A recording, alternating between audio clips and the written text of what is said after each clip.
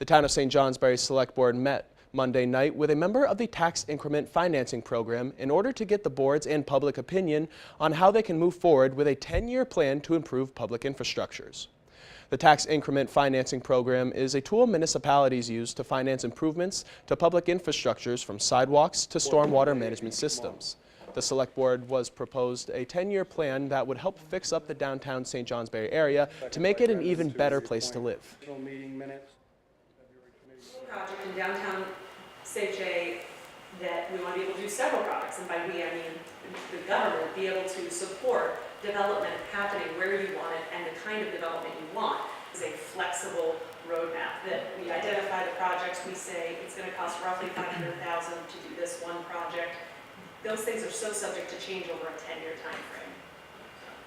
The board all agreed being a part of this program would benefit the town in many ways and that the public responded the same. Last night, the Concord School Board held a public meeting to discuss future projects for not only Concord, but other schools involved in the Northeast Kingdom.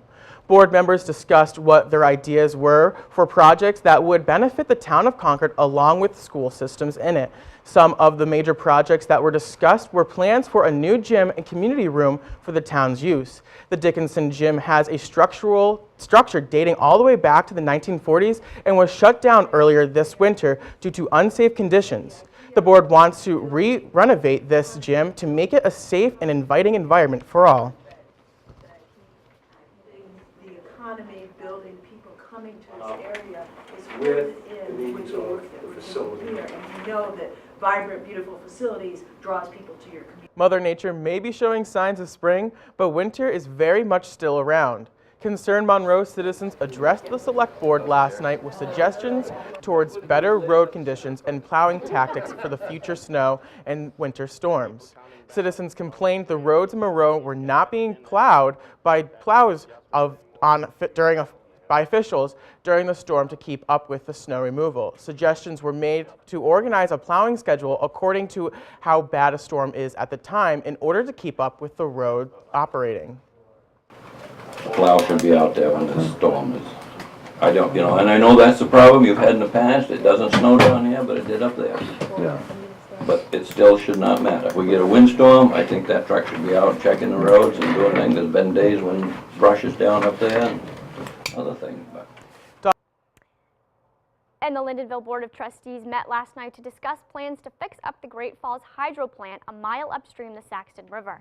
The Great Falls Hydro Plant needs to be repaired to avoid leakage and future major issues in order to properly bring water from the river to the plant to generate electricity. The board applied for a grant to fund the project, but were denied due to timing and interference with other projects. They will be paying for the project out of pocket to get the job done. We've been doing the later thing for quite a while, so we've got to the point now where we need to address it right now. We're not in any imminent failure mode, but the longer we wait, each year goes by, the more the concrete deteriorates and the greater chance that we might spring a leak somewhere. Matthew.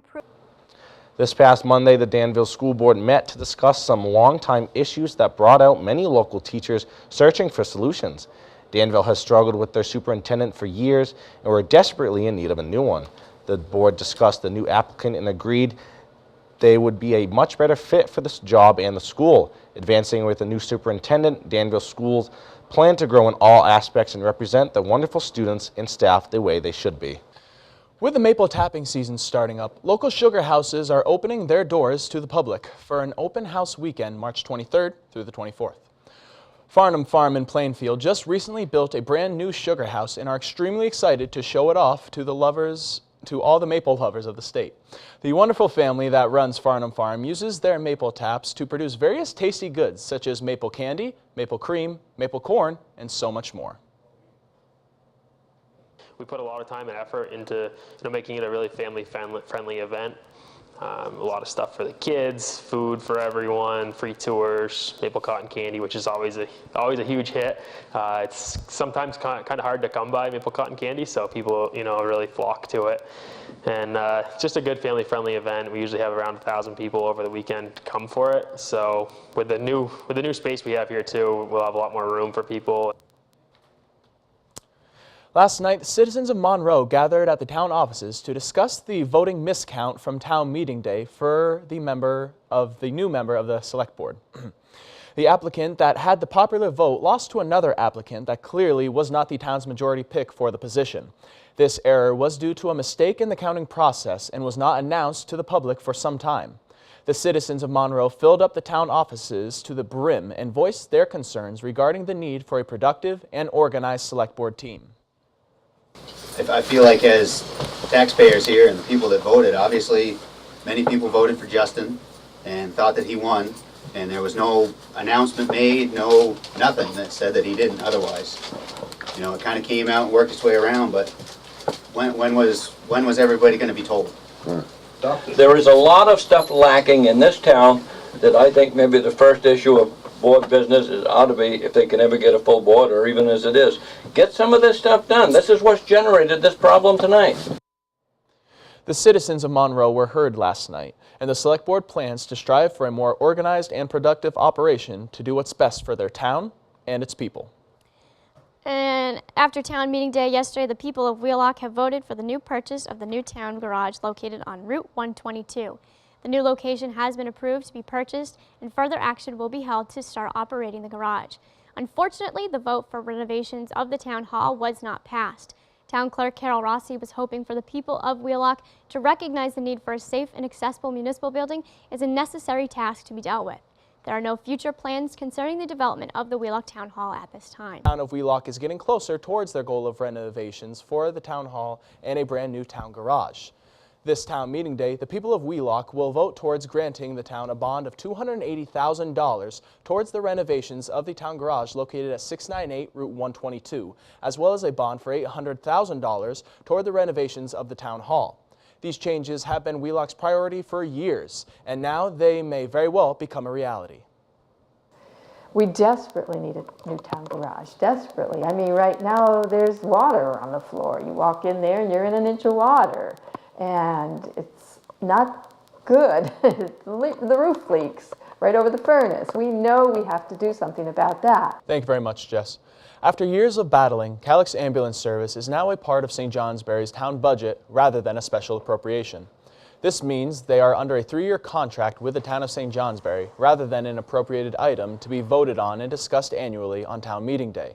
The decision was made last night at the select board meeting in the Welcome Center. All board members agreed the long-lasting decision was important, and once consensus was found, the contract was finalized by the town manager. Last night, the Lyndonville Board of Trustees met in the municipal building to discuss future projects to be done around the town of Linden. The board discussed future renovations in the future to Bandstand Park in the center of the park in downtown Lyndonville. The structure has been needed repairs for a while now, and the board wants to address these concerns so that the park looks as clean as possible. Another project that was discussed was fixing clocks around the town that either tell the wrong time or are not operational. The board plans to fix these clocks in a timely manner so that there is no more confusion amongst the community in Lyndonville. Last night, the Town of Sutton's Energy Committee held their first meeting at the town's clerk office. The committee discussed ways to help residents of the Sutton with increasing energy efficiency and ideas for projects to help this cause. Some of the projects that were mentioned were aimed towards finding locations in the town for possible wind and solar farms. The committee will now meet on Mondays, and all meetings are open to the residents of Sutton. You know, we've got this really official looking sign that's over there that declares a value, and personally, I have reported that value often, maybe weekly, to people because people are looking to utilize this building. So, with the furniture and the way that we utilize it, that takes up some space. It dwindles it down, and we settled in at 160. The number that's on the plaque on the wall was appropriate. If somebody wanted to use the space for something larger, we may have to move some furniture out or make some accommodations, but we can do that.